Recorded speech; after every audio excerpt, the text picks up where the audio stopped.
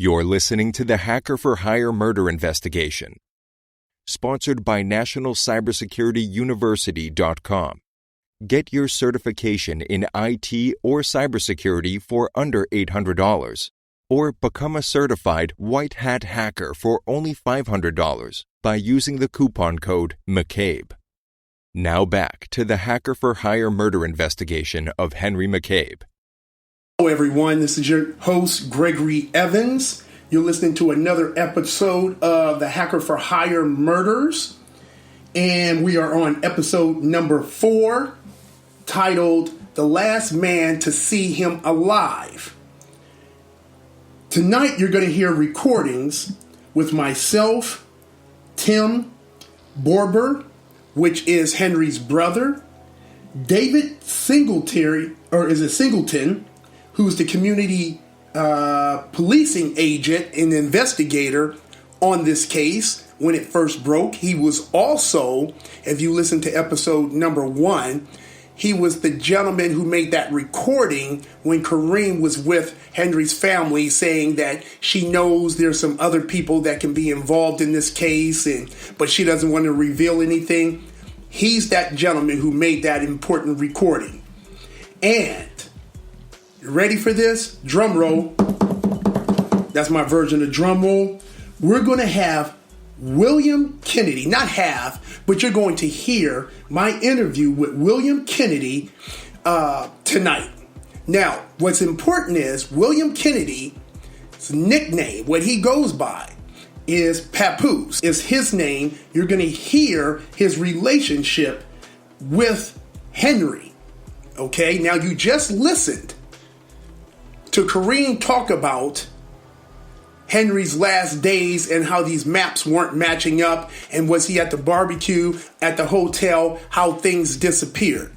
Well, Papoose is going to tell you, and I'm going to give you some of this because in the beginning it's going to be hard for you to hear. Tim did a 3-way call to get him on the phone, so we're all on the phone together. And we are all speaking. Tim was at work and he had some stuff in the background so you could barely hear him. Couldn't hear him very good. You're going to hear Papoose as you move into the conversation.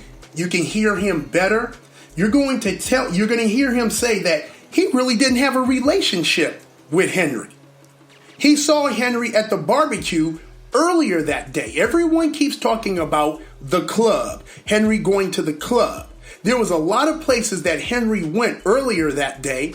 And if you're following us at hackerforhiremurders.com or on Instagram at hackerforhiremurders, you will see the Google timeline and the maps of where Henry went on that day. Now, you're going to probably see some doubles on there because there's what Kareem printed out and claimed she did a screenshot of and gave to people. And then there's what I had when I logged into his Google timeline and I did a printout. That's very important. But what I want you to hear is he didn't have a relationship. He told Henry, he followed Henry from the barbecue back to Henry's house because Henry wanted that. Henry went into the house, changed clothes, came out and told Papoose, William Kennedy, I want to ride to the club with you. And Papoose was like, yeah, I'm not coming back over this way. That's out of my way. I'm not bringing you back over here. He told him, don't worry about it. I can get a ride back over here. On their way to the club, they stopped at a bank, or bank ATM, and he got some money out, Henry, paid for Papoose to get into the club. It's the least he could do. The man gave him a ride to the club. Cool.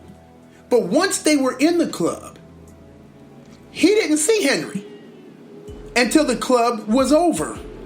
Everyone thinks that these guys were really good friends and they were hanging together in the club. No, he wasn't with Henry.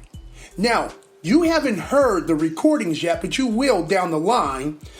When Henry was in the club, when Kareem couldn't reach Henry, she was calling JT. Now, JT's name has not been mentioned anywhere else in the media, not on the blogs or anything. JT is the reason why Papoose, Henry, and Kareem all know each other, because JT is from California.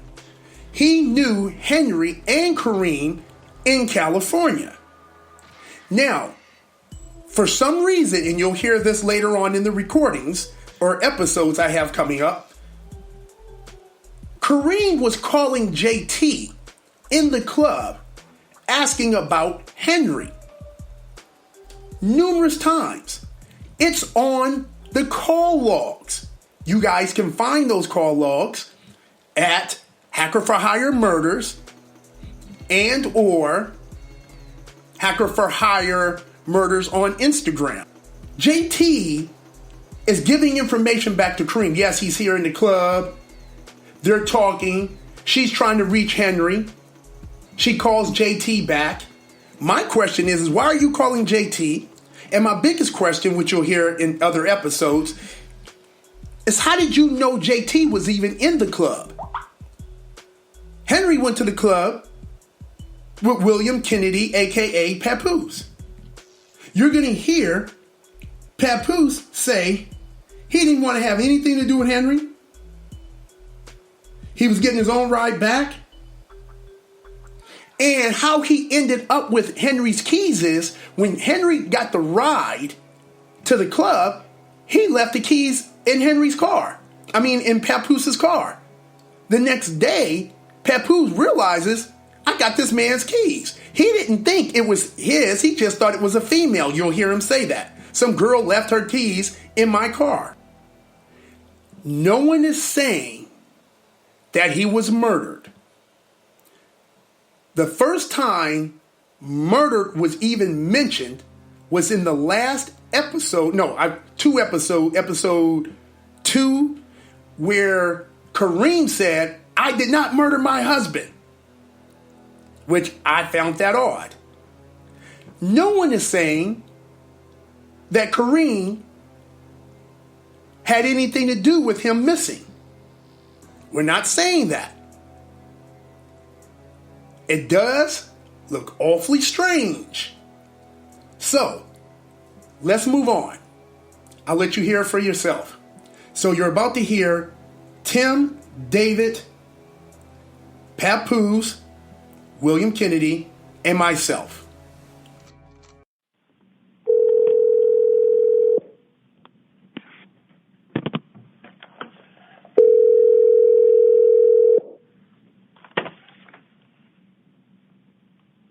Hey, Greg. Yes, sir.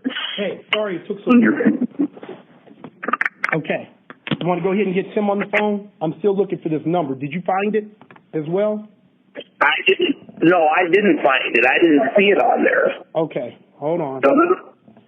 Go ahead and get Tim on the phone while I look it up. Okay. Okay, Greg, are you on? Yeah, I'm on. Okay. Tim?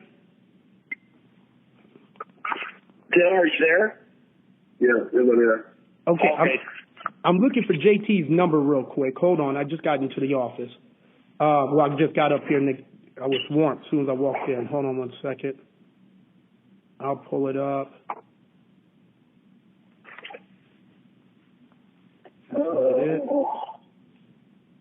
And I'm going to tell you the conversation.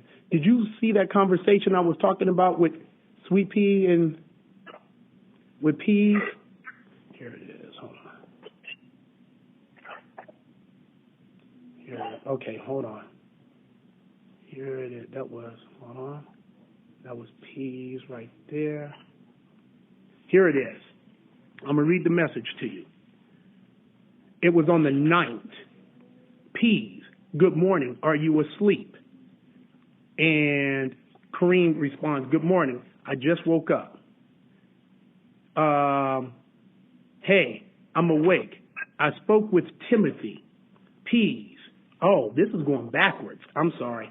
Peas says, what did he say? Peas then gives a phone number. Whose number is that? She says Papoose. So Peas gave Kareem the phone number.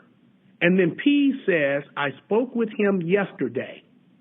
And he, Papoose, told me, P's, he dropped my brother to the gas station. And then Kareem says, thank you. P says, you can tell the police that. And if you want my number, you can give that to them. If they want my number, you can give that to them too. Kareem says, okay, I'm calling them now. Pease responds, that's it. Sends a picture or something, but I didn't get the picture. So, Pease did give Kareem Papoose's number.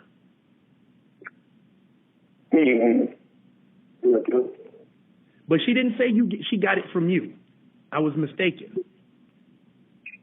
She said she spoke to him yesterday, which would have been the 8th. Henry came up missing on the 7th.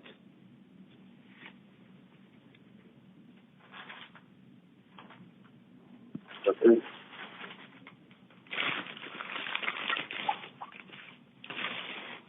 Yeah, okay. So you saying you want me to call in a Papoose? Correct. And then you and I can talk. Don't say anything, David, okay? No, I won't say anything. Okay.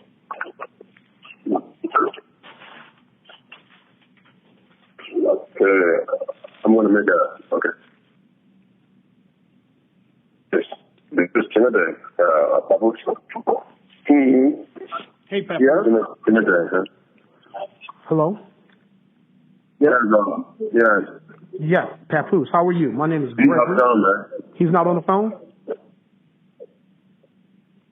Yeah, I'm on the phone. Oh, okay. I couldn't hear you. I'm sorry.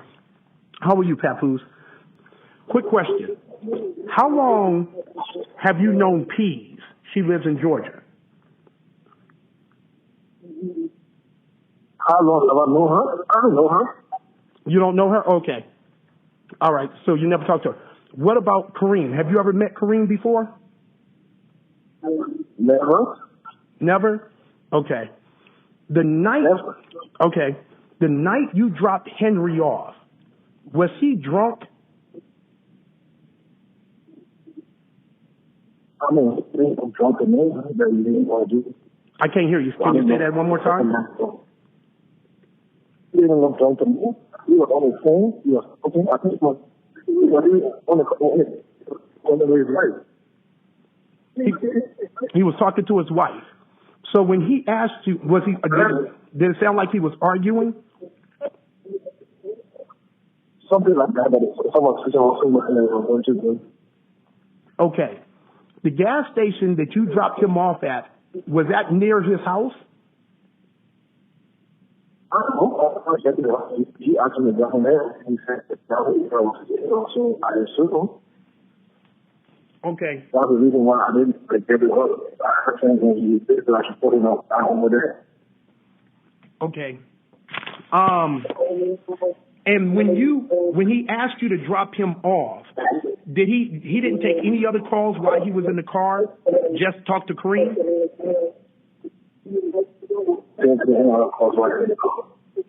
I can't hear you. Timothy, is that your phone in the background or noise in your background? That might work. That's the reason why you're talking. Oh, I said I hate getting on a call. Okay. And I really need to get back to work. It wouldn't be good. Okay. So when you had dropped Henry off, he had only talked to Kareem. It was a gas station that I believe was not too far from his house. And yes, I assume it was Kareem, whoever it is. I assume it was her. Okay. When he was in the club, was he buying a lot of drinks? I don't think he was in the club either. We entered the club together, and he saw some friends he was thinking with them, and I was sitting with other friends. We never stopped together in the club. Okay. So I think if you want to get into this, you should talk. I don't know who you're hanging with. He and myself never yet stopped together in the club. Okay. I'm trying to make sure I'm not missing anything because it's a little hard to hear you, but I understand you're at work, and I apologize and appreciate you taking this call, though. My question is, when you guys met up at the barbecue, you followed him back to his house. Am I correct? Correct. He asked me to. I didn't follow him. As a matter of fact, I wasn't the only one to go there, just that the other guys and how the girls were there. And the girls they needed to go change to go to the club, so they followed the girls. So for me, I was alone, and I needed to hang somewhere till the time to get to the club. That's how I thought I didn't ask him to go to the club. I didn't want to go to his house. He insisted. He begged me. He really begged me to follow him. Okay. Now, when you went to his house, when you were at the barbecue, where did Henry park his car? I don't remember. Because I was at the barbecue. I was out for us. But he didn't park his car at the motel, did he? I don't know. I got no idea if he parked his car at the motel. Honestly, I don't know. I can give you that information. I don't know.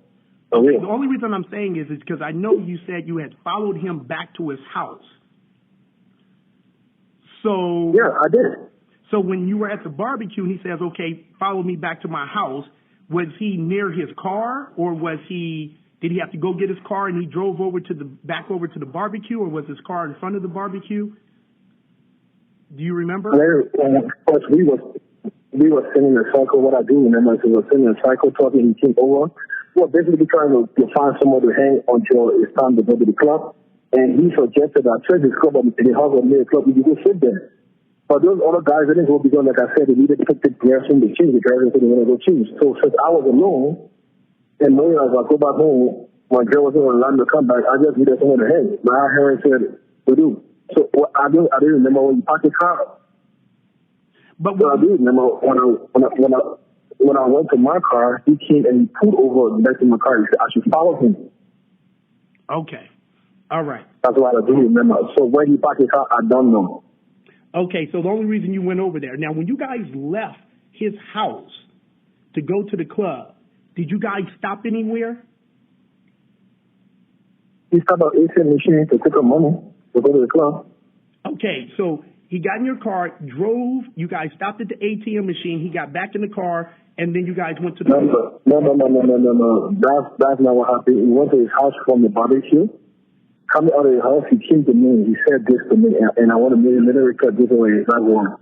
When I got in my car, he came to my car and he said, "Let me ride with you to get to the club. I do have 20 friends at the club. I will get a ride to come back." That was the condition on which I allowed him to ride my car to go to the club. And this is what freaked me out about the whole situation. I didn't bother Henry to go anywhere. Everywhere that I go, that I was Henry myself, when Henry was the one suggesting me to go there. This is what freaked me out. And we don't think you had anything to do with any of this. This is not why we're asking. We're just trying to confirm somebody else's story that told us something. So when we came from his house, he asked me, he said, walk to the car door, and he stopped. And he came and said, "Let me get around with you. I got to put my friend in the club. I will find a ride to get back." I said, "Okay, that's fine."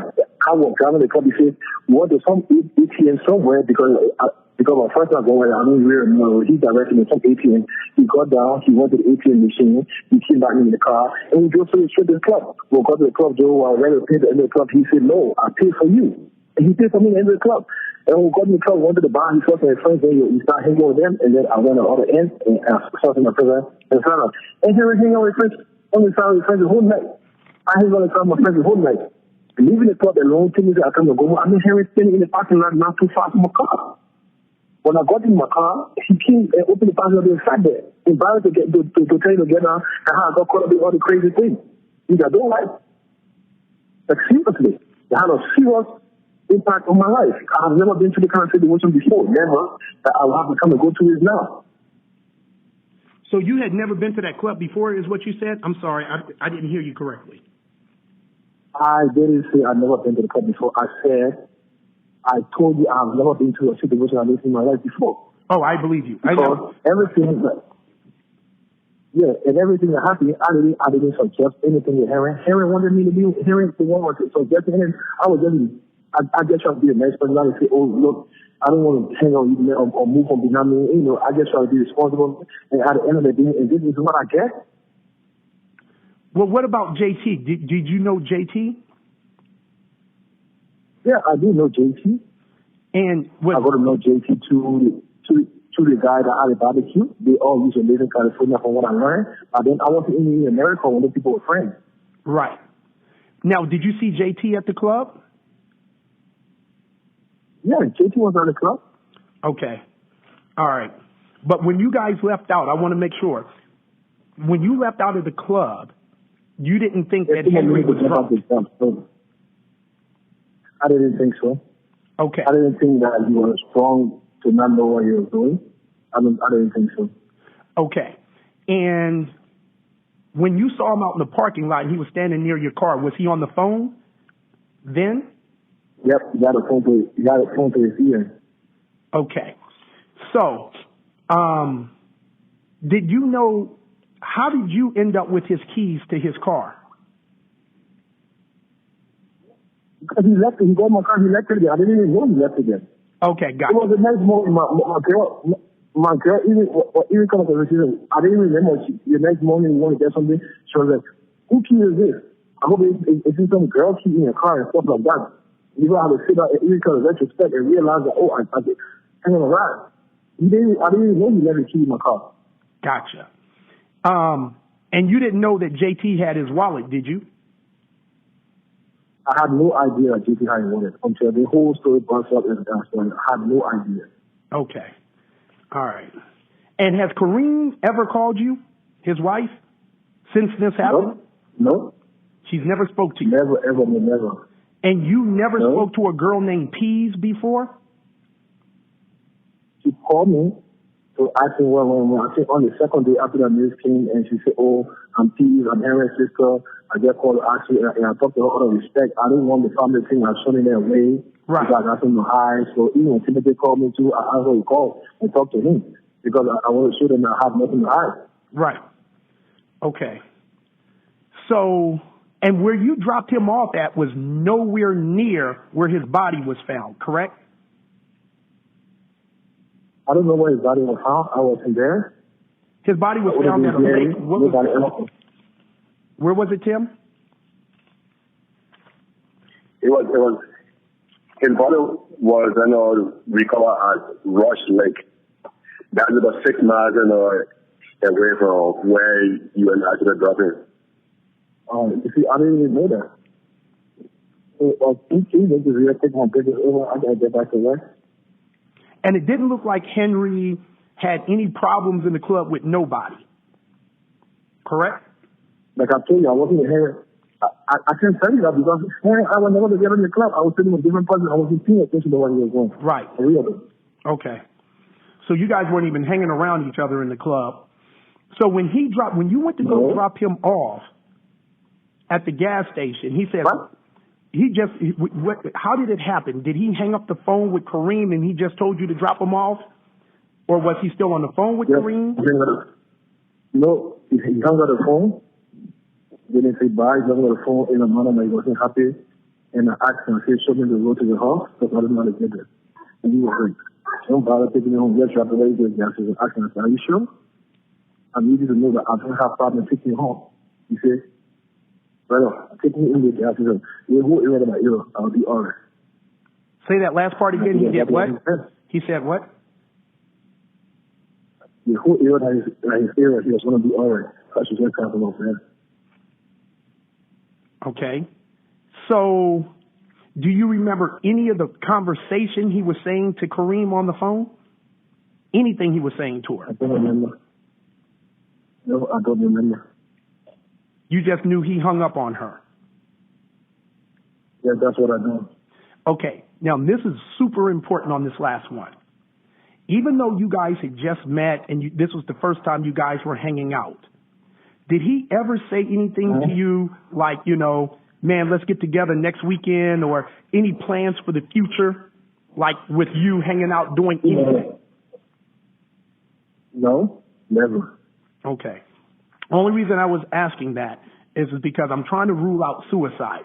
Some people wanted to say it was suicide, but he wasn't suicidal. You guys went to the club together. He was outside in the parking lot. let me ask this. In the autopsy, it said something about he had a missing tooth. When you saw him, were both of his teeth in place? His two front teeth in the top? He wasn't missing a tooth. I'm sure you would have noticed that.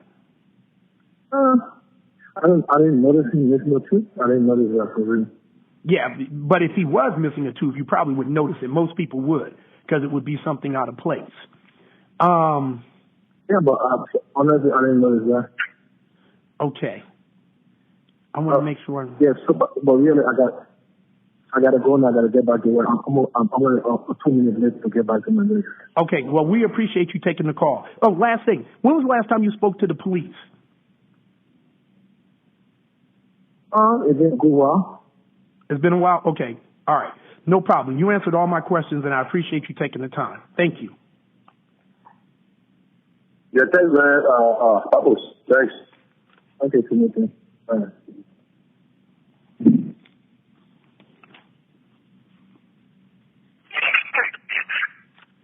Hello? Hello? Hello? Yeah, David. Yeah. Yeah. Yeah. David, what do you think? I think he's being honest. I do too. I think he was being 100% honest. I don't think he had anything to do with this whatsoever. But what does bug me though is how did Pease get his number? And that makes no sense. Well, there's a lot of people that know him, you know what I mean? And so it's possible that she could have called somebody, you know, been calling around to people and got his number because, I mean, he's well known, you know, in the Liberian community. You know what I mean? He used to play professional basketball back in his country. And so there's a lot of people here that know him. So, I mean, she could have got his number from anybody. I mean, yeah, this is true. This is true. Okay. So all we know. But I thought he was being 100% honest with you in terms of answering your question.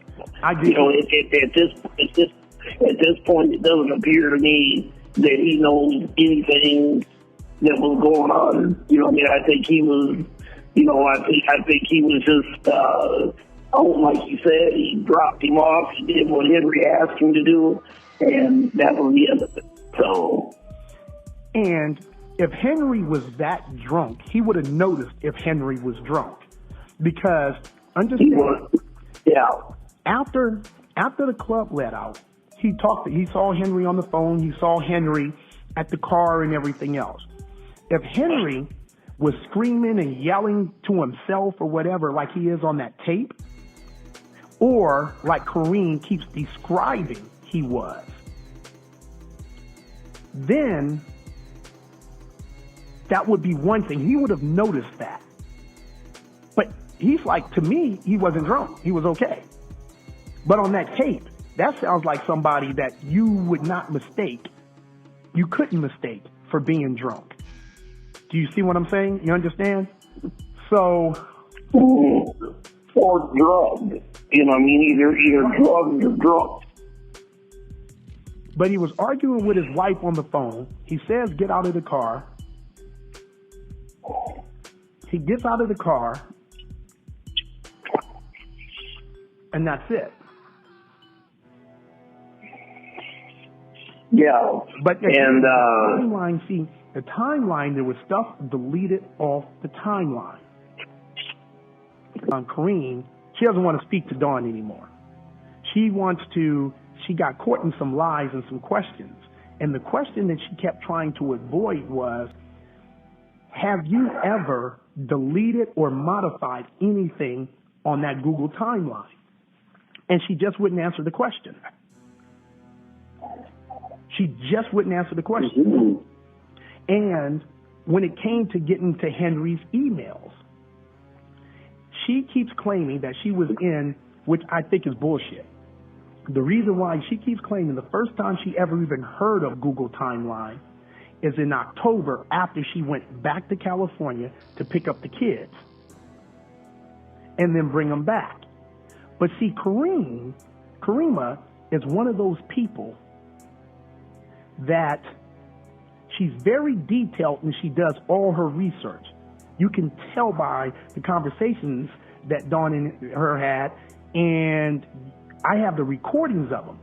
Just going back, she's very, very detailed. So for her to say, I knew nothing about Google Timeline, and the only way I figured it out was when I went back to California, I Googled how to track an Android phone without having the phone. Well, I'm sure when you first was Googling spyware, that may have come up. I'm sure after he wiped your phone, you started trying to research different ways of tracking him. She was probably already tracking him through his Google timeline and didn't tell him. The reason why is because on that timeline, see, Google Timeline doesn't give you his text messages, but the spyware gives you all his text messages. So she was tracking him two different ways. And that Google Timeline is one of the ways. She gave everybody that map after she went back to California, after he had been missing all that time. And she claims that she gave you guys several, several gas station locations. What do you call them? No. But she only gave one gas station to you guys. Yes. Yes. But that's not what she said. Because with these recordings that we have, an attorney, district attorney, police officer, all of these guys can make a case off of this. And to let you know, she has money. I don't know how big these... See, one thing that we're missing here is this. We don't know if she had a policy on Henry. See, we know about Henry life insurance policies, but we don't know if she took out a policy on Henry. She could have filled out the form and everything, knows Henry's signature, could have signed it, all of that kind of stuff. She could have had her own policy out on Henry. But what I do know, it wasn't small money. The reason why is she opened up a stockbroker account with this company out of Colorado. Now, why would you be opening up a stockbroker account all of a sudden? That's how much money. Now, she'd already said she bought a $25,000 car or something like that. A $20-something thousand car. I got to go back and listen to it. But she bought this car, and she had enough money to move. She had enough money to give us. She had enough money for that. She paid $18,000 for the funeral. Now, if I had known it was going to be this way, we would hit her for more. But the reason why is she made it seem so simple until after she paid us. After we made plans and reservations to come out there. One day we just had a conversation with her, and then all of a sudden, her whole entire story changed. It was like, what? We didn't even know about the Google timeline when she paid us the $7,000. And this was only 2 weeks ago. We're finding all this new information out. So now, I don't think Papoose had anything to do with this. He's off the list to me. Now I understand why the police didn't pursue this more. He had no motive. He didn't know Kareem. He didn't even hang out with Henry in the club at all. And I believe that, And I can tell when somebody's lying or hustling, but his voice, everything about him. And like he said, look, I just did a friend a favor. I just gave a guy a ride to the club, and now I'm caught up in all this mess.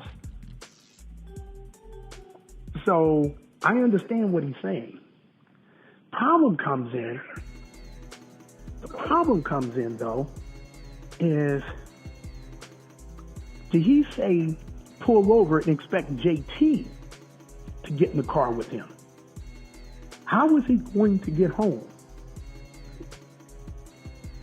That's what I want to know. And that picture, as far as when he came home that night, in that picture, that video picture, was that the same car as Papooses' car? Or could you tell or not tell? Tim? Yes. That car, in the video, Logan was similar to Papoose car. Yeah, but it was hard. You won't know 100%, but Logan was similar to his car. Here's the problem. Go ahead, Dan.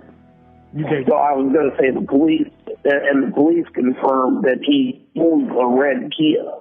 You know what I mean? So, you know what I mean? And I think that we can pretty much say, based on Papooses' statement, that he dropped him off at a gas station. And, you know what I mean, that was the gas station that he dropped him off at. So even though we can't see it up close, I mean, it's consistent with what Henry was wearing that night and the color of the car that the police said that he owned. But the problem is the problem comes back, though, David. If everything you're saying, let's go with everything you're saying is correct, that means Papoose is lying. Because the only way, and that means Papoose and Kareem are in on it together, because the only reason the police were able to find that video at that gas station is because Kareem told you guys about that gas station. Do you see what I'm saying? How would Kareem... See, it would be different if Papoose gave you guys the correct gas station. But he didn't give you the correct gas station. Kareem gave you guys that gas station. Now, Kareem says, I don't know if it's him. She already said to me, now I don't know what she said to you guys and the police, but she didn't think it was him. And the police couldn't make it out to be him. But I do know this, and I understand now how his keys ended up in Papooses' car. But what I don't understand, and this is always going to bug me though, is that Kareem asked Tim, and who was the other person, Tim, to take out your battery out of your phone? No. Huh? You say it out, hello? No. Tim, you said Kareem asked you guys to meet her in a parking lot? Yeah. And she told you to take out the battery out of the phone? Yes. She did. Because I talked to her about that. And what did she say? She said that the FBI, she said she told you that because she thought maybe the FBI was trying to find Henry too, because Henry had probably, which the story she's claiming. Oh, you already did it? It wouldn't work. What do you mean it wouldn't work? What address did you use? Yes, it does. No, bring it up. Oh, I'm sorry. Yeah. I'll do it right now. But we can't agree. Okay, sorry about that. She said somebody walked in the office. So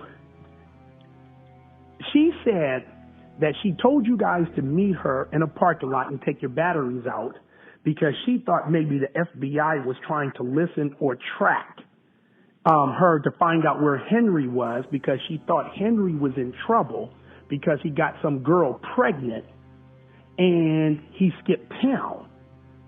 Now, the problem with that story is this. One, even if Henry had gotten a girl pregnant, what does that have to do with the FBI? Even if he got a girl pregnant and skipped town, that's not a police matter, not a local police or the FBI. even if he didn't get a girl pregnant and he decided, you know what, forget this. I'm not going home. I'm never going to go back. I'm leaving town. So if that's the case, then that's still not illegal.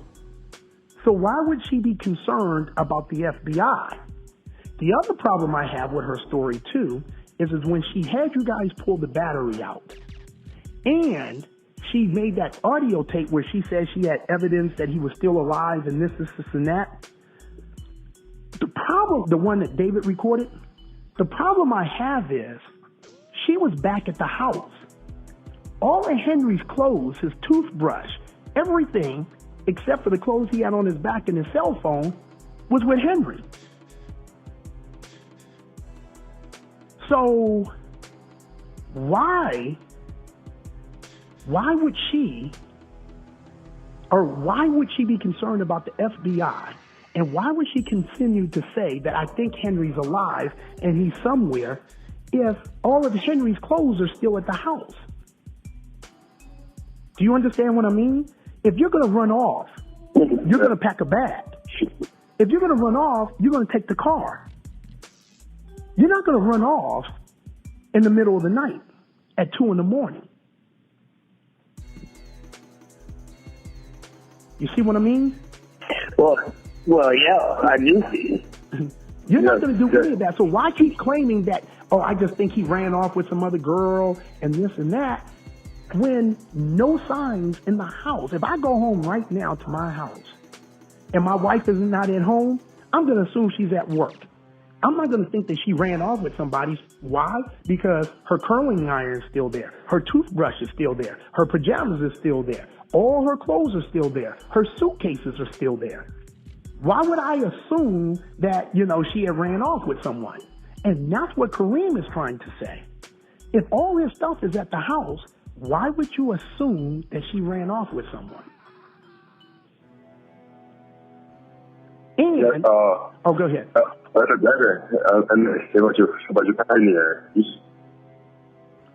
Say that again? This was one of the difficulties I had communicating with the police, because it's like she and I, we had separate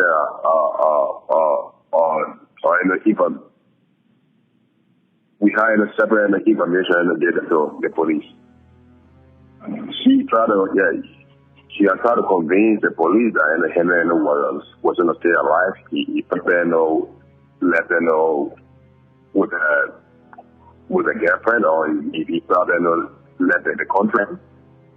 And I kept telling the police, no, Henry got to be here. There's no way Henry could have left his country also, without letting me know. There's no way he would have left Minnesota without letting me know.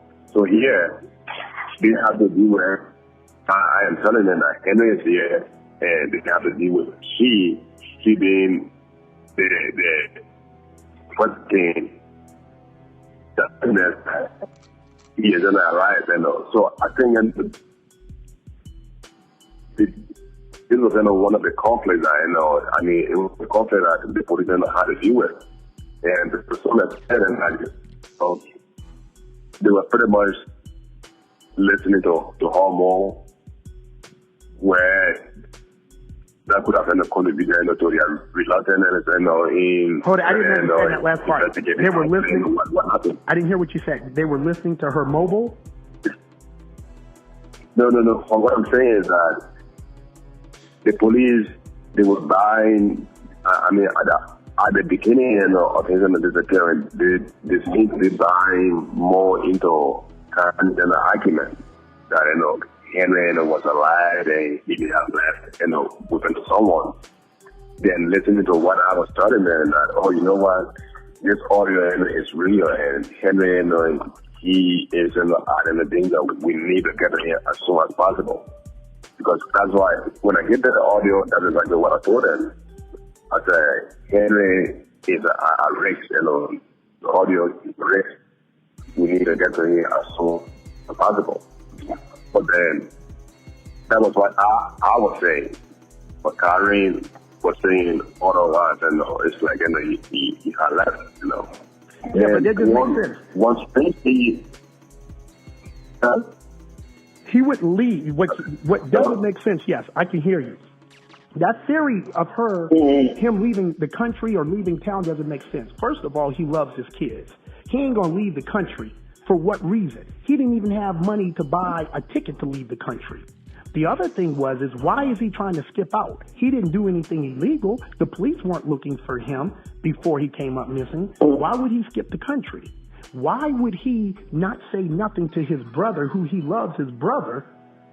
He loves you, Tim. So the thing is he would not leave and not tell you, because if he was having those types of problems, he would have told you. He told you about when him and Kareem was having issues, but he didn't tell you about the other stuff. So, I mean, if he was having those problems, none of this makes sense. None of it. So her whole story doesn't check out. Go ahead. There's another thing here, I mean, that when Kareem told us, that like to remove our batteries from out of our phones, I mean, it was very strange. It was very strange to me, the fact that we were searching for Henry. The FBI, the police, should have been our friend. Why should we try to hide things from the FBI? Why should we remove our batteries from our phone? But then, what surprised me was that when Henry's body was recovered, I noticed the same pattern. His battery was also removed from his cell phone. So it's like, it just took me back to what she said to us, so it's like, I mean, adding all of this up. I mean, we go into our house, she wants us to remove our battery out because of being tracked by the FBI or the police.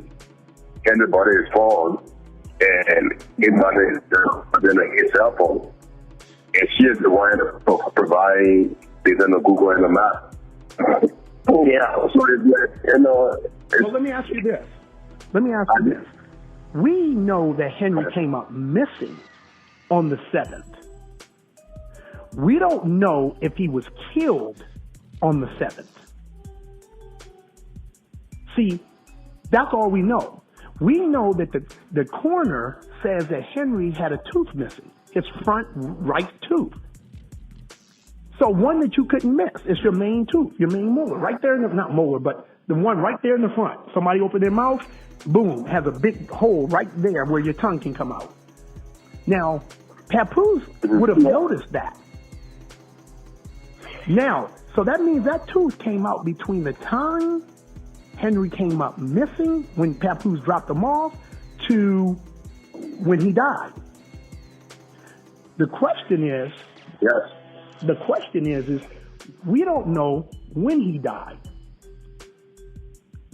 See, he could have pulled over JT or Kareem. When Kareem came to town 3 days later, he could have been tied up somewhere by the person who kidnapped him, who grabbed him. He was going to go back and run his mouth, tell his brother and whatever else. They knew they couldn't let him out. They could have used his signatures. Something. But no one can pinpoint the time he died because he was gone too long. So when everybody thinks that he was killed on the 7th, he wasn't.